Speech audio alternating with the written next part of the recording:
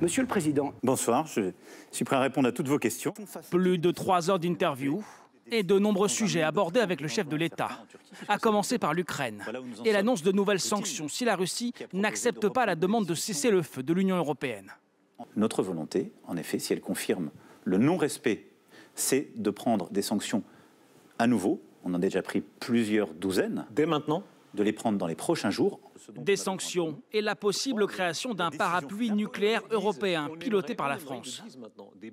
Nous nous sommes prêts à ouvrir cette discussion. J'en définirai le cadre de manière très officielle dans les semaines et les mois qui viennent, mais on a déjà engagé les choses avec ces réserves que j'évoquais. C'est-à-dire, c'est pas nous qui finançons, ça ne vient pas en soustraction de ce qu'on a. Sur la guerre à Gaza, le président critique très fortement les actions de l'armée israélienne et du Premier ministre Benjamin Netanyahou. Ce qu'il fait, c'est une honte. C'est une honte. Ensuite, la question, ça va être pour les Européens. Et elle est ouverte. Elle a été posée d'ailleurs par mon collègue néerlandais et d'autres, de savoir si les discussions, les accords de coopération qu'on a avec Israël, on doit les continuer en l'état. Et je vous le dis en conscience, on ne peut pas faire comme si de rien n'était.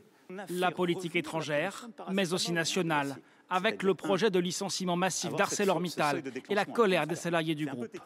Emmanuel Macron promet de l'aide, mais sans surengager l'État. Non, je ne vais pas nationaliser ArcelorMittal. Donc vous allez laisser Arcelor licencier? Nous allons sauver et Dunkerque et Fos, je vous le dis, les yeux dans les yeux, pas en nationalisant, mais en ayant une politique européenne qui protège notre acier. Le chef de l'État souhaite également ouvrir des discussions sur le financement du modèle social. Moi, je souhaite qu'on lance 2 chantiers qui sont complémentaires. Le premier, c'est qu'il y ait une conférence sociale qui s'installe sur le mode de financement de notre modèle social. Notre modèle social, il a 80 ans cette année. C'est un trésor de la République.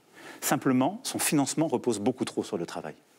Le président s'est aussi dit favorable au vote du texte sur la fin de vie. Le sujet pourrait aussi faire l'objet d'un référendum. Emmanuel Macron dit souhaiter en organiser plusieurs dans les mois qui viennent.